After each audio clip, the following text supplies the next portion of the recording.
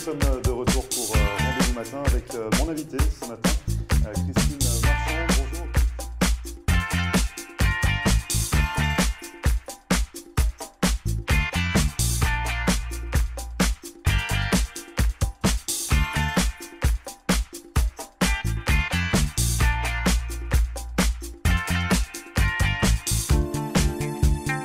Bonjour à tous, bienvenue, merci de regarder Rendez-vous matin. Nous sommes le mercredi 9 août et cette semaine pour notre rubrique hebdomadaire donc consacrée à l'immigration aux États-Unis, nous nous intéressons à toutes les personnes qui souhaitent s'expatrier sur le sol américain.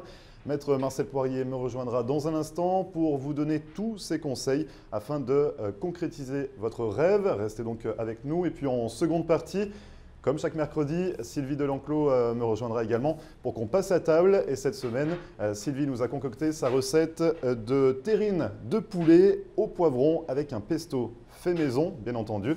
Voilà, ça nous met l'eau à la bouche. Restez avec nous. Juste avant, c'est la météo avec un ciel qui restera bien nuageux encore pour aujourd'hui dans le sud de la Floride. Côté Mercure, il fait actuellement 30 degrés sur Hollywood et on attend jusqu'à 32 degrés au meilleur de la journée, soit 89 degrés Fahrenheit.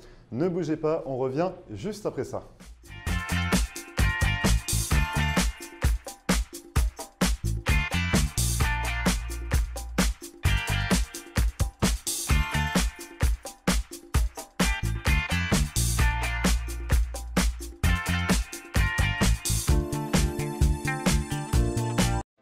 Marcel Poirier, avocate en droit de l'immigration américaine et membre du barreau de la Floride. Ma vocation est de conseiller mes clients et de protéger vos intérêts afin que vous soyez en mesure de réaliser votre rêve américain qui est toujours bien vrai et réel aujourd'hui. Surtout, n'oubliez jamais qu'un mauvais conseil légal peut vous coûter votre futur et celui de votre famille. N'hésitez pas à nous contacter par téléphone ou sur mon site internet à marcelpoirier.com et nous serons très heureux, mon staff et moi-même, de répondre à vos questions et de vous recevoir au cabinet, j'espère très bientôt.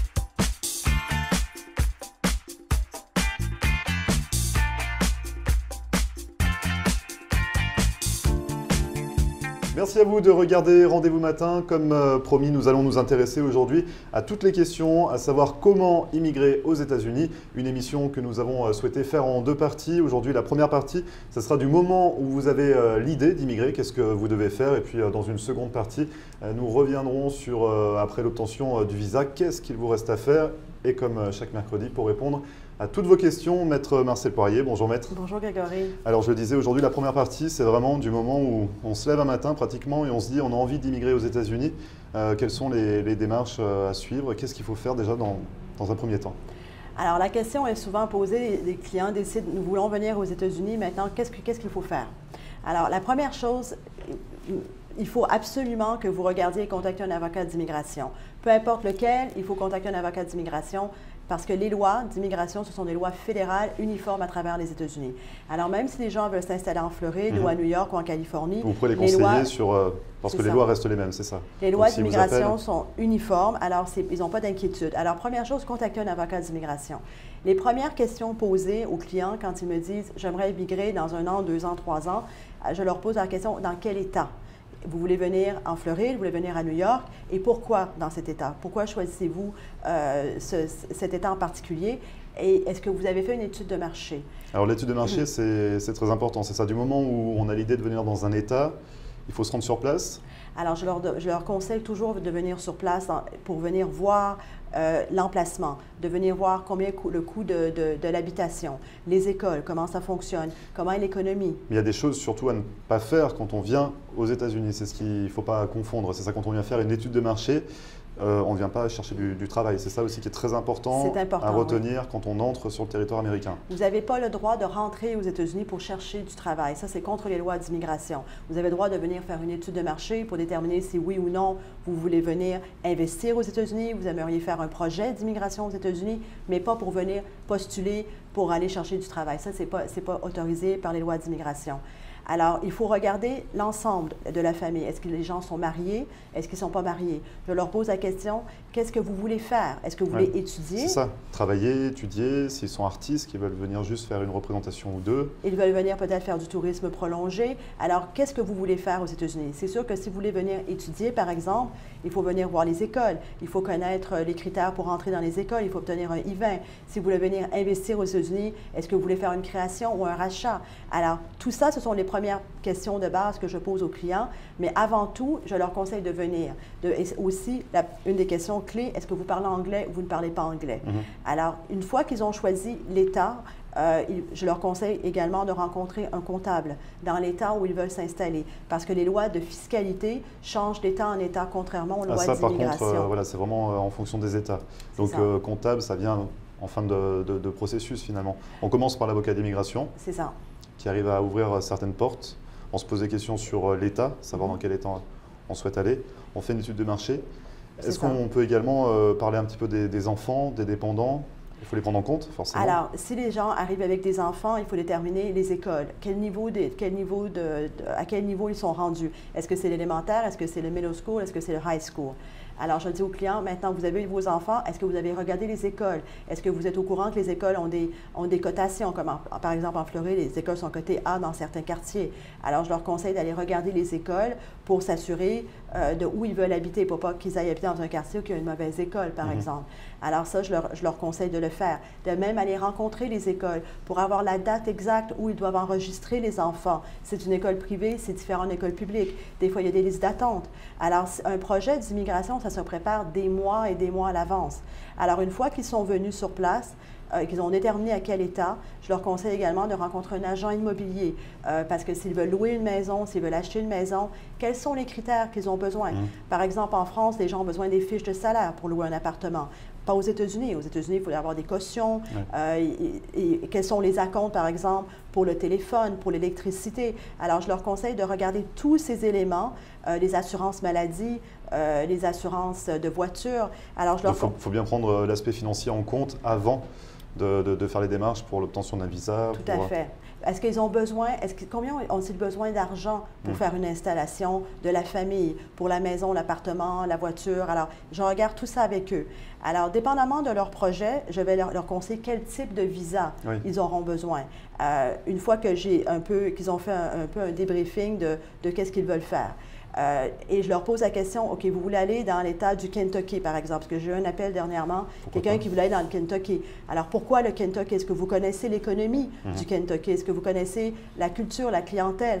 Alors, je pose toutes ces questions aux clients pour bien m'assurer qu'ils connaissent où ils vont aller et que leur projet est viable. Et donc, du coup, après, vous les aiguillez sur le type de visa qui correspond parfaitement à leur demande. Et si on parle d'un visa investisseur, par exemple, quelles sont les questions à se poser? Quel type d'investissement on souhaite faire? À combien on souhaite investir? Beaucoup de clients pensent que quand vous faites un visa investisseur, vous devez investir 500 000 $. Alors, c'est faux. Un visa investisseur, ça, c'est les programmes EB5 ou les cartes vertes. Un visa investisseur, vous pouvez investir beaucoup moins. Alors, une des questions que je leur pose, c'est est-ce que vous voulez faire une création à zéro ou vous voulez faire un rachat? Ça, c'est pour les visas investisseurs. Si les gens, ce sont des multinationales, alors ils ont une société à l'étranger et ils veulent ouvrir une société aux États-Unis. Alors, je vais leur poser les questions nécessaires pour le type de société qu'ils veulent créer par rapport à une multinationale.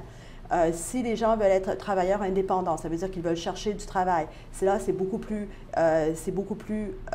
délicat parce que les gens n'ont pas le droit de venir chercher du travail. C'est ça, en fait, j'avais une question là-dessus. Vous le dites, il faut venir aux États-Unis pour faire une étude de marché. Comment on ne peut pas chercher du travail si on ne veut pas spécialement investir et qu'on veut être travailleur salarié ou même travailleur indépendant et travailler pour quelqu'un d'autre? Comment on fait dans ces cas-là?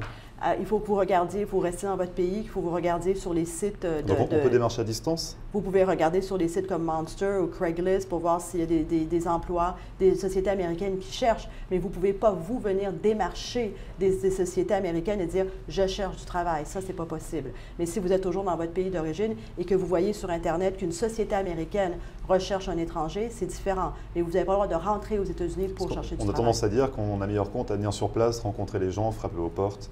Ça, c'est vraiment la démarche qu'il ne faut pas faire. Qu'il ne faut pas faire. Alors, quand vous regardez pour une immigration, pour une famille au complet, ou si vous êtes tout seul, si la personne est tout seule, c'est vrai que les démarches sont beaucoup plus simples.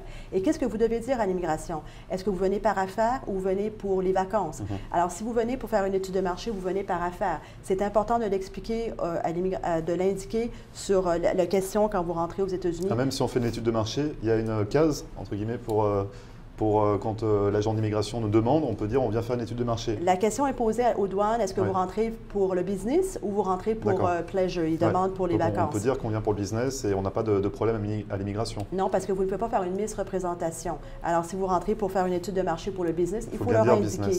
C'est ça. Alors, ce sont tous les éléments que nous regardons. Le budget qu'ils ont besoin d'apporter pour faire l'étude de marché. Est-ce qu'ils vont rester 1 mois, 2 mois, 3 mois? Ça va dépendre aussi de l'étude de marché qu'ils ont besoin. Alors, ce sont les questions que je détermine avec eux. Donc, généralement, on vous contacte, on contacte un agent d'immigration en premier lieu. Il ne faut pas avoir honte de le contacter, même si on n'a pas les idées claires au début. Voilà. Donc, vous les conseillez. Il n'y a pas de mauvaise question. C'est important, Grégory, que les gens disent il n'y a pas de question idiote. Il y a pas de. C'est une vie complète. C'est un déménagement d'une famille. Alors, la moindre question est importante. Parce que quand vous avez des jeunes enfants, que vous bougez aux États-Unis, il faut que les gens ont les informations de base pour prendre des bonnes décisions, ne pas faire d'erreur, parce que les gens n'ont pas droit à l'erreur. Alors, c'est ça qui est important. Contactez les avocats au début. Après, ils font leur étude de marché par eux-mêmes et après, ils vous recontactent juste pour savoir, dès qu'ils ont fait une étude de marché, quel visa peut correspondre. Vous faites les démarches après pour l'obtention du visa. Alors, c'est une boucle. Alors, ils me contactent normalement au départ et après, je leur donne toutes les étapes à suivre. Et après, je leur dis, quand vous avez terminé toutes ces étapes, on se recontacte, recontactez-moi. Nous allons faire le point et là, vous allez me dire qu'est-ce que vous avez trouvé, quels sont les endroits que vous avez choisis, quels sont les intervenants avec qui vous voulez travailler, qu'est-ce que j'en pense, qu'est-ce que je pense de leur projet. Et à partir de là, je vais leur conseiller un plan d'immigration, étape par étape, comment ils vont faire pour venir dans 1 an, 2 ans, 3 ans, selon les délais. J'ai des clients qui me demandent pour leurs enfants qui veulent venir avec une carte verte dans 10 ans, par exemple. Alors, tout ça, c'est des questions, même si dans 10 ans, même si dans 5 ans, il faut avoir les bonnes questions et de me contacter. Comme ça, je peux regarder à long terme avec eux et faire une stratégie. Et après, ils reviennent vers moi et là, nous allons faire les choses avec précision. Donc, ça, c'était pour la première partie. On aura l'occasion de refaire une émission prochainement sur la deuxième partie, savoir qu'est-ce qui se passe après l'obtention du visa, parce que vous conseillez également vos clients à savoir dans quelle démarche se lancer, comment réagir du moment où on a le visa, par quand on commence. Donc ça, ce sera une prochaine émission à laquelle on se retrouvera, Maître Marcel Poirier. Juste avant, on peut dire vous allez être bientôt à Paris, en France, pour une conférence. Alors, je me déplace à Paris en mi-septembre avec mon équipe pour faire une conférence. Nous allons faire 1 ou 2 journées de conférence, ce n'est pas encore déterminé, mais faites un suivi avec nous ici avec notre émission où vous pouvez nous contacter au cabinet directement. Donc, on vous retrouvera prochainement à Paris, en France, au mois de septembre. Et comment vous contacter pour avoir plus de renseignements? À marcelpoirier.com, mon site Internet, ou à 305-854-4445 par téléphone. Très bien, c'est noté. Merci beaucoup, Maître. On se retrouve la semaine prochaine pour une nouvelle émission sur l'immigration aux États-Unis. Merci, Grégory. Et vous, on se retrouve juste après ça. Ne bougez pas.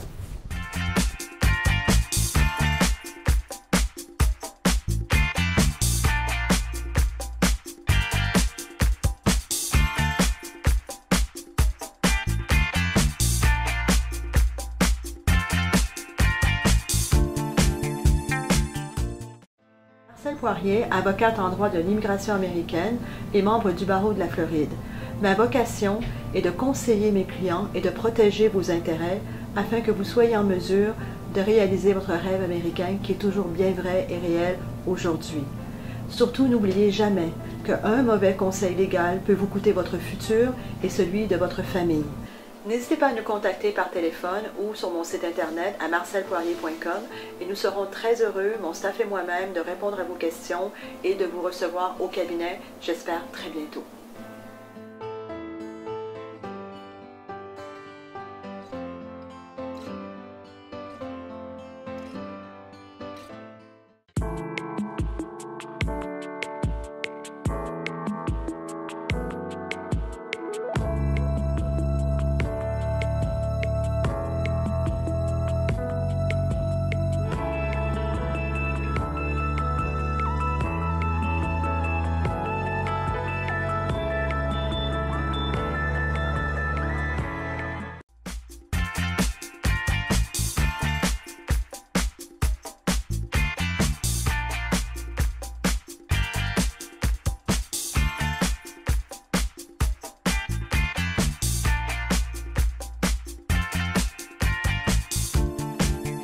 Merci à vous de regarder Rendez-vous matin pour cette seconde partie. Nous passons à table tout de suite avec Sylvie Delenclos. Bonjour Sylvie. Bonjour Grégory, ça va bien? Ça va, je vous remercie. Et aujourd'hui, vous nous avez concocté une belle terrine de poulet. Voilà, une recette salée. Alors, une terrine de poulet au poivron. Au poivron avec son pesto maison, bien évidemment. Ah bah, bien forcément, on fait tout maison chez vous.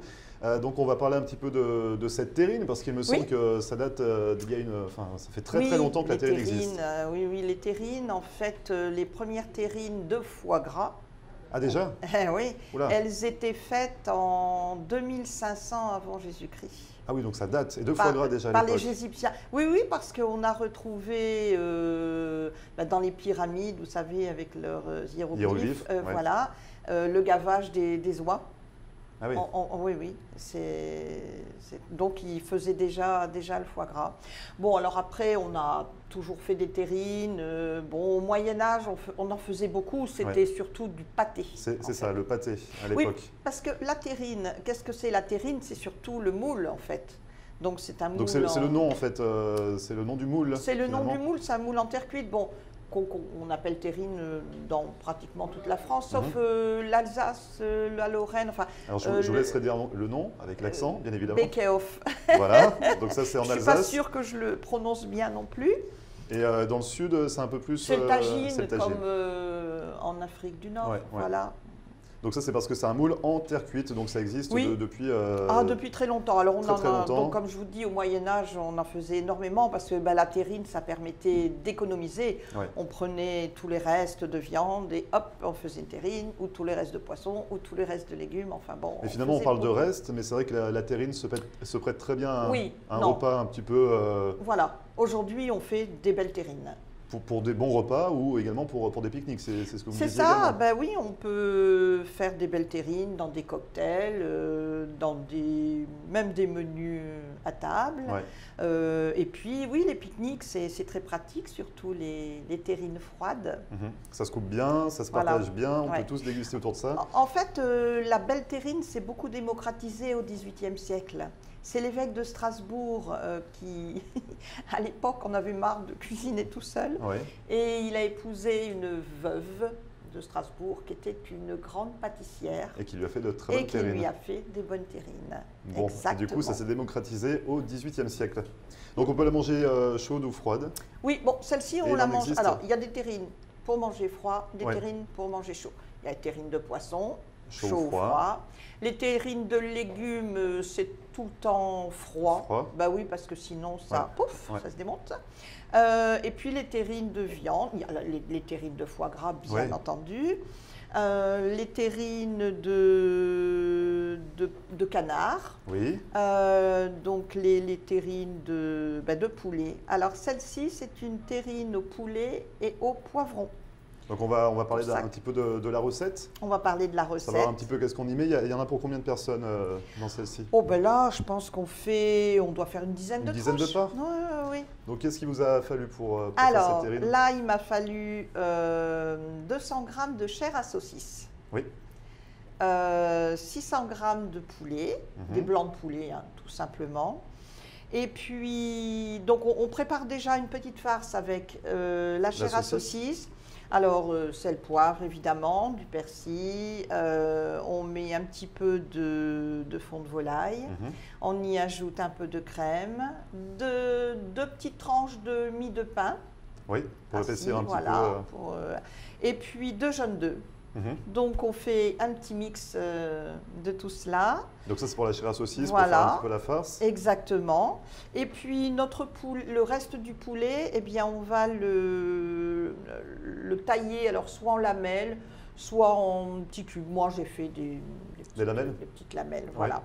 Et puis, nos poivrons, eh bien, ils ont été cuits. Donc, il faut des verts, des jaunes, des rouges. Alors, moi, j'ai mis des rouges et on va couper. J'espère que je ne vais pas faire de catastrophe. De catastrophe. Moi, j'ai mis du poivron rouge. Du rouge. Oui. Et puis du jaune. On sent bien la lame là. Hein, oui. On l'entend bien. Mais il n'y a pas le choix. Il faut bien trancher. Donc rouge et jaune, vous me dites. Vous avez mis les deux. Voilà. D'accord. Alors hop, on va passer ça de l'autre côté. Et puis voilà. On voit notre poivron rouge et le rouge au-dessus. Ah oui, effectivement. D'accord. Donc on les fait mariner, on les fait cuire, alors, les poivrons, on les prépare comment les poivrons on les passe au grill, oui, on les met sous le grill. Et puis une fois qu'ils sont un petit peu... On voit que la peau commence à se noircir un petit peu légèrement. Voilà, on les sort, on laisse refroidir, on retire la peau. Pèle. Voilà, un peu d'huile d'olive, de basilic. Ah bah oui, l'huile d'olive, forcément. Toujours. Toujours. Et après, on dispose dans un plat terrine. Dans notre terrine, on va mettre une couche de notre première farce. Vous savez, chair à saucisse et poulet. Ensuite, on y ajoute une couche de poivron jaune. Ensuite, des petits morceaux de poulet. Et on recommence le poivron rouge, la farce et du poulet. Et puis, sur le dessus, dessous plutôt, on va y mettre des petites bandes de lard. De poitrine. Donc c'est ce qu'on voit la poitrine un petit peu rosé sur le dessus. C'est ce qu'on voit. Disons que ça l'emballe bien, ça permet que ça reste bien. Et il y a une gelée ou c'est Alors après, je verse un petit bouillon avec de la gelée. Ouais. Pour que ça se tienne un petit peu. Comme c'est une terrine. Vous utilisez des feuilles ou des algues? Alors je prends deux feuilles là. De gélatine. Puis un verre de bouillon de volaille. Voilà, on mélange tout ça. Vous versez par-dessus. On met au four, j'ai mis 40 minutes à 380 degrés Fahrenheit. Donc pendant 40 minutes, il y a un moyen de savoir si c'est assez cuit ou... Non, ça suffit. Ça c'est naturellement, donc 40 minutes 40 au four à 380 degrés Fahrenheit. Oui. Et puis, on la sort, on laisse refroidir et bien entendu, une nuit au réfrigérateur. Ah, ça se laisse reposer. Ah oui. Avant dégustation. Très dégustation. bien. Donc ça, c'est pour le poulet. Vous le disiez, on peut en faire d'autres sortes de viande. On peut faire du poulet au foie gras, des terrines de poulet au foie gras. C'est vraiment excellent. Avec le poulet, qu'est-ce qu'on fait encore Poulet aux champignons, on peut faire poulet courgette. Poulet estragon. Poulet estragon, poulet estragon, ça doit être bon ça. En France, on le fait beaucoup. Hein. Ouais. Le poulet et l'estragon, c'est très, très connu. Et donc celle-ci se mange froide, avec une salade. Voilà, tout simplement. Oui, et on a quand même le pesto qui va avec également pour relever un petit peu les saveurs. Oui, parce que en fait, le pesto, d'abord, ça va bien avec le poulet. Et puis surtout, ça va bien avec le poivron. Donc, ce qui fait que le pesto... Sinon, un aioli, c'est pas mal non plus. Hein, avec la terrine de poulet. Un bel aioli maison, c'est bien. Forcément, toujours. Voilà. Donc, pour le pesto, déjà, on le fait comment, le pesto? Alors, le pesto, donc, vous prenez une belle botte de basilic. On pile dans un mortier. Voilà. On y ajoute une gousse d'ail, le tiers d'un verre d'huile d'olive. Ah bah oui. Toujours. Sel, poivre. On va mettre 50 g de parmesan et 50 g de pignons de pain. Pilés. D'accord. Si on n'a pas de pignons, on peut mettre des noix ou des amandes. Bon, la recette traditionnelle, c'est avec le pignon. Le pignon de pain. Donc on mélange le tout. Exactement. Tout simplement. Et c'est prêt. Tout simplement, et c'est prêt. Ah oui, oui, oui. Alors après, si vous voulez vous en servir comme vraiment d'une vraie sauce pour mettre dans une salade, on met un peu plus d'huile d'olive. Oui. Si on le met, je sais pas, dans un plat, on en met un peu moins. Là, voilà, c'est la recette que je vous ai donnée. C'est prêt instantanément. Oui, exactement. Et ça s'accompagne très bien de la terrine de poulet. La recette de la terrine sera retrouvée sur votre page on va la retrouver Facebook, comme d'habitude. Voilà, on va mettre la vidéo et la terrine. Donc sur la cuisine de Sylvie, la page Facebook. La cuisine de Sylvie. Et si on souhaite vous contacter, Sylvie, on peut vous appeler déjà par téléphone. Comme d'habitude, 954 579 23 11. Et par mail? Par mail, privetechefsylvie@gmail. J'ai mis l'hésitation à chaque fois, oui, Sylvie. Je ne sais pas pourquoi. Je ne sais jamais quelle est. Jamais à chaque fois vous non, demandez. mais je vais vous dire pourquoi. C'est parce que en fait, mon email personnel, c'est pas Gmail, c'est pour ça. Ah, donc il y a toujours l'hésitation, mais j'aime bien à chaque fois. Alors le mail, Sylvie, rappelez-nous le mail. Il y a toujours un moment d'hésitation. Exactement. Donc on se retrouvera la semaine prochaine pour une recette sucrée. Sucrée. On va faire le baba au rhum. Super. Super, très bien. Bon, donc on se la semaine prochaine, faudra être à jeun, quoi. Parce que d'abord... Vaut mieux. Faut pas en abuser, surtout Sylvie, à consommer avec modération. Exactement. Parce qu'on sait que vous avez un petit peu la main lourde sur le rhum, généralement dans les préparations. Ah, il va être bien abîmé, ça, donc, je peux vous le dire. On verra ça la semaine prochaine. Merci beaucoup. Bonne journée. Bonne journée à vous. Au revoir. Et vous ne bougez pas, on revient juste après ça.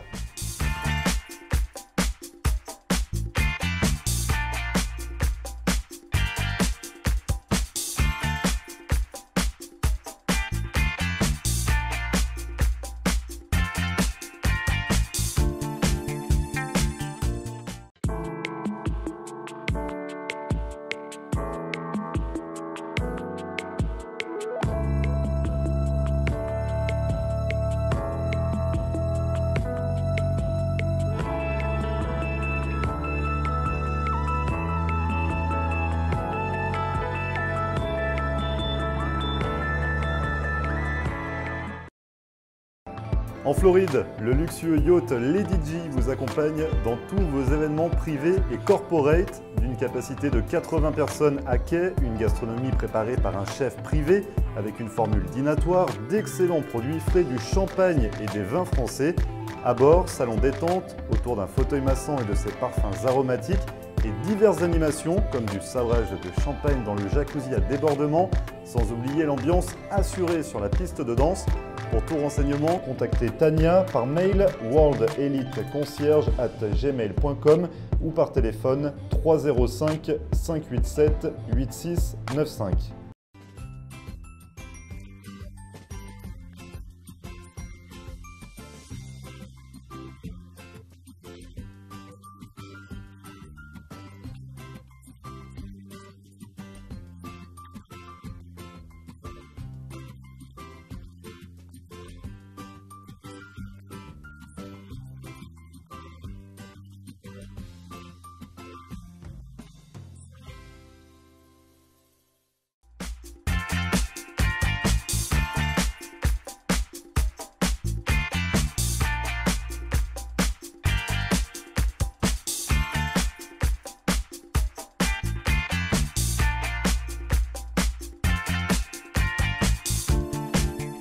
Merci à vous d'avoir suivi Rendez-vous Matin, c'est fini pour aujourd'hui. Vous le savez, cette émission est à retrouver en podcast sur notre page Facebook floride.tv ou en rediffusion dès cet après-midi, 3h ce soir, 7h30 ou encore cette nuit à 1h du matin. Puis n'hésitez pas non plus à nous contacter par mail si vous avez un projet ou une idée à nous suggérer. C'est sur floride.tv@gmail.com. En attendant, je vous souhaite une excellente journée et on se retrouve demain dès 9h pour une nouvelle émission. À demain.